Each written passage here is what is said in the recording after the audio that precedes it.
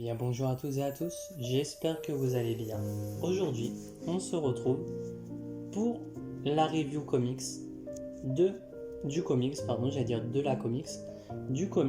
Aquaman Andromeda. Alors c'est écrit par Ramvi, et dessiné par Christian Ward.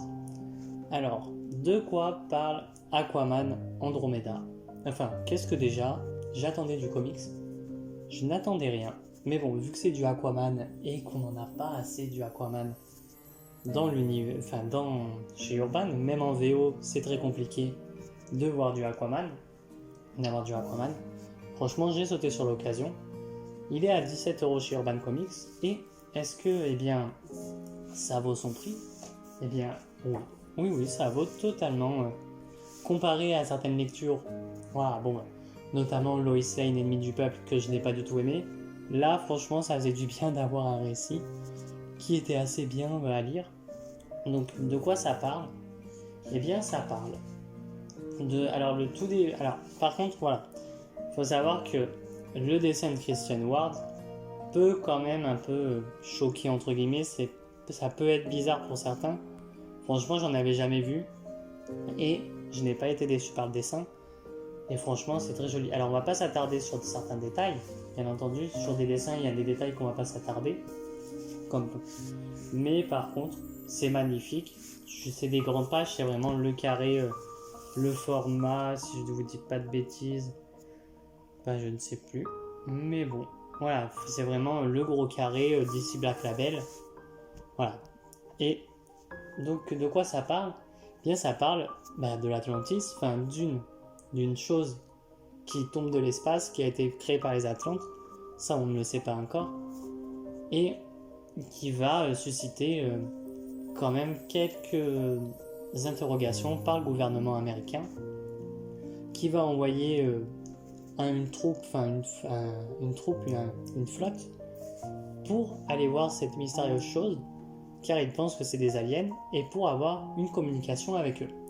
Faut savoir que souvent dans les DC Black Label, c'est pas dans la chronologie, comme là ça l'est, on nous parle même pas de Superman.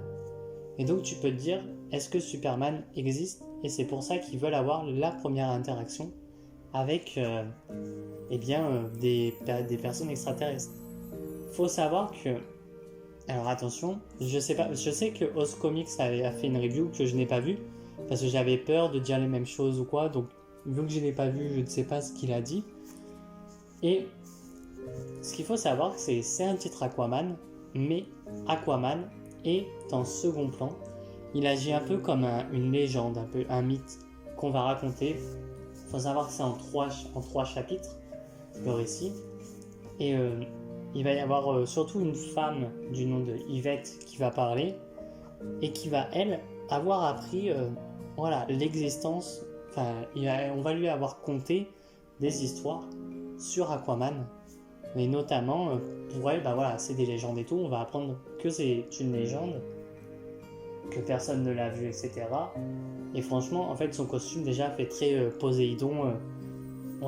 C'est vraiment, comme il est, tu vois vraiment que c'est vraiment quelque chose, un peu comme si, tu peux l'imaginer en mode, c'est un homme avec des longs cheveux et des coquillages. Voilà, c'est Aquaman, il a des coquillages, une armure faite avec des coquillages et tout sur lui. Et il y a une chose intéressante, c'est que j'ai cette impression que l'armure, c'est quand il va dans l'eau qu'elle se met sur elle. C'est peut-être bête, mais à un moment donné, il va plonger dans l'eau, il est sur la terre ferme en train de parler à un groupe, je sais plus quoi. Et à un moment donné, il plonge dans l'eau et tu as tout ce côté où tu vas voir l'armure d'Aquaman apparaître sur lui alors qu'il était dans un simple t-shirt et pantalon long parce qu'il fait chaud, quoi, un truc comme ça. Un peu short ou je sais plus ce qu'il avait, mais voilà. Et donc, on va apprendre qu'Aquaman, c'est la légende, personne ne l'a vu, personne ne sait s'il existe vraiment. Et donc, tu as cette flotte avec quelques scientifiques pour... des pilotes, c'est une base navale, on peut dire un navire. T'as un navire qui va s'appeler l'Andromeda, qui va être justement ce navire qui vont faire croire que c'est un navire de pêche. Et ensuite tu as un petit vaisseau, voilà, comme un sous-marin, qui va être fait pour aller jusqu'à cette chose, comment on appelle ça? Enfin, cette chose, on va dire, voilà, je sais plus le nom, qui est apparue, qui est tombée du ciel, et on va te faire comprendre, voilà, que toutes les personnes qui sont dans le mince, comment ça s'appelle, dans le récit, enfin dans le vaisseau, pardon, sont des personnes qui ont eu souvent quelque chose, enfin, qui ont une peur, qui ont, voilà, ils ont une histoire derrière. On va te les raconter, ces histoires. On va prendre le temps de te les raconter pour ensuite, eh bien, à cause de cette chose qui vient de l'espace, comme ils disent, eh bien, ils vont petit à petit avoir leur peur arriver. Par exemple, il y a, je sais plus comment ça s'appelle, mais une personne qui, voilà, emmenait des réfugiés sur les côtes. Eh bien, lui a laissé mourir des réfugiés parce qu'il le devait, parce que c'est vrai que c'était un bateau de police, un truc comme ça, donc ils étaient obligés de le laisser. Et eh bien, voilà, il va avoir les souvenirs, enfin, ils veulent tout faire pour que plus personne ne meure.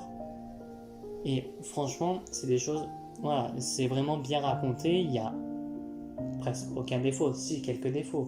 Peut-être, oui, on voit pas assez d'Aquaman, mais vu, je me dis qu'il est écrit comme une légende, est-ce que c'est pas plus mal qu'on ne le voie pas beaucoup? Peut-être. Il faut savoir aussi, non, je vous dis une bêtise, il s'appelle l'Esperanza, je sais pas, oui, l'Andromeda, c'est le vaisseau qui est sous l'eau, qui va pour voir la chose qui vient de l'espace.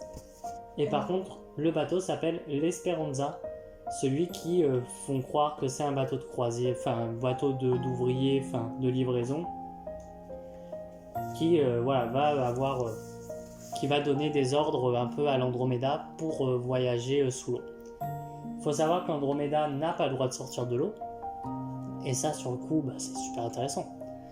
Et vu qu'il n'a pas le droit de sortir de l'eau, parce que s'il sort de l'eau, ça peut créer une troisième guerre mondiale. Enfin, par contre, sur ça, j'ai pas totalement compris. Mais par contre, on te fait comprendre que voilà, il y a quand même des gens qui veulent aussi s'approcher la fameuse relique qui est venue de l'espace. Cette relique, qu'est-ce que c'est? Eh bien, c'est tout simplement. Ça a tout simplement été créé par les Atlantes il y a hyper longtemps. Ça s'appelle le Dark World, si je ne me trompe pas. Et c'est tout ce que vous pensez en mal va se réaliser. Et à un moment donné, en fait, voilà, je sais plus trop enfin, ils vont t'expliquer comme quoi ils ont imaginé des trucs, ça s'est réalisé, donc ils l'ont envoyé dans l'espace pour que justement il n'y ait plus rien, voilà, qu'il n'y ait plus cette chose, cette entité qui va créer les plus grandes peurs, qui reviennent, qui fassent des dégâts. Sauf à un moment donné, tu as une personne qui va penser que le Dark World retombe sur Terre. Alors peut-être c'est pas le Dark World, je vous dis c'est le Dark World, mais ça se trouve c'est même plus le Dark World le nom. Et tu as ce fameux Dark World qui va tomber. Mais vraiment, voilà, c'est l'Atlantis qui est sous l'eau, mais vraiment il n'y a pas si longtemps que ça. Donc le Dark World a été envoyé dans l'espace il y a très longtemps, il y a des siècles, ils te disent. Et à un moment donné, tu as aussi l'apparition de Black Manta, dans le récit, qui est vite fait, mais par contre, voilà, il y a Black Manta, donc c'est vraiment, il va faire du sale, quoi. Il va tuer n'importe qui dans le vaisseau en mode, moi je veux ce que je veux, et puis si t'es pas d'accord, voilà, il va dire à un mec, si tu veux, tu les trahis, mais je te laisse en vie. Voilà, le mec va trahir l'équipage, mais par contre, en fait, il va le tuer en disant, j'aime pas les traites. Voilà, et vraiment, il va faire du sale. À Black Manta, là, il fait du sale. Et à un moment, chose que j'ai trouvé super cool, franchement, c'est qu'à un moment donné, tu as Aquaman qui va arriver vers le Dark World pour se battre face à Black Manta. Et tu as tout ce côté où, à un moment donné, tu as une peur qui arrive, qui est créée par le Dark World. Hein, et vu qu'il y a Aquaman et Black Manta, tu ne sais pas, et même dans tout le récit, même à la fin, on va pas te dire à qui appartient cette peur. Parce que, justement, et c'est Black Manta et Aquaman même qui le disent, mais en bulle de pensée, à qui appartient la peur de cette personne. Je vais pas vous dire ce que c'est, vous pourrez aller voir, mais voilà, c'est vraiment à qui appartient cette peur, voilà. Et même toi, même moi qui ai lu, qui l'ai lu 2 fois, quand même, j'ai lu 2 fois en l'espace de 2 jours, et bien même avec une seconde lecture, tu ne sais pas du tout à qui est la peur du personnage. Les autres, tu les connais, sauf que quand tu connais l'histoire de Aquaman, alors on peut lire Aquaman Andromeda sans avoir lu d'autres comics Aquaman.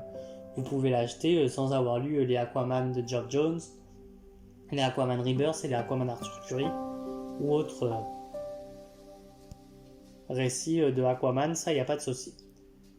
Et ensuite, tu as Aquaman qui va sauver, parce que je crois, si je me trompe pas, le Dark World explose.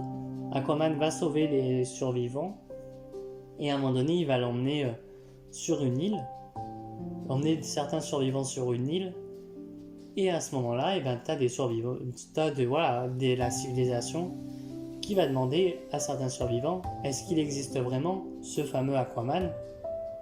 Et ce qui m'a fait sourire, c'est que même les personnes survivantes vont dire, eh bien peut-être, on ne sait pas. En fait, même eux ne savent pas si vraiment ils ont vécu cette histoire ou est-ce qu'il faut qu'ils la racontent ou pas. Et ça, c'est quelque chose... Parce qu'en fait, Aquaman va pas se montrer. On va avoir à un moment donné une super planche où il va se battre contre un kraken. Et à ce moment-là, pourquoi il te montre plusieurs fois un livre avec un kraken. Et quand tu le relis, tu comprends comme quoi un mec du vaisseau va avoir lu une histoire sur les kraken et sur un bateau. Et vu que le Dark World est à côté, il va y avoir un kraken qui va attaquer l'Esperanza. Et justement, au début, tu te dis, c'est peut-être le kraken qui est justement le méchant du livre, qui est celui qui est tombé du ciel, pourquoi pas. Hein. Nous, on est dans DC Comics, dans cet univers, pourquoi pas. Et en fait, on va te le montrer plusieurs fois. Et à un moment donné, on va te parler du Dark World. Et on va te remontrer l'image du kraken, du livre du kraken, en te faisant comprendre que c'est parce qu'il y a quelqu'un qui a imaginé ça que ça s'est produit. Et après, justement, et attention, c'est peut-être plus une théorie qu'autre chose, et je sais qu'il n'y aura pas de suite, mais est-ce que, parce qu'il faut savoir qu'il y a une fille dans le bouquin qui parle en disant qu'elle a entendu des contes sur Aquaman, des histoires, des légendes, et à ce moment-là, c'est elle qui va dire, je ne sais pas s'il existe. Est-ce que le Dark World a imaginé Aquaman comme ce que la femme imaginait, ou est-ce que Aquaman existe vraiment? Ça, eh bien on ne le sait pas, parce qu'à la fin du récit, Aquaman n'est plus là, il a totalement disparu. Donc bon, franchement, c'est un comics à lire. Voilà, super bon comics que je dis acheter pour 17€, c'est quelque chose de super. Donc bon, voilà, il n'y a pas grand chose d'autre à dire, à part que les planches sont jolies, qu'il n'y a pas tant d'action que ça, c'est plus psychologique. Mais enfin bon, vous en avez pour votre argent. Et sur ce, eh bien je vous laisse, et je vous dis à bientôt pour de prochaines vidéos, sûrement des reviews comics, ou d'autres vidéos. Allez, à bientôt tout le monde, et ciao!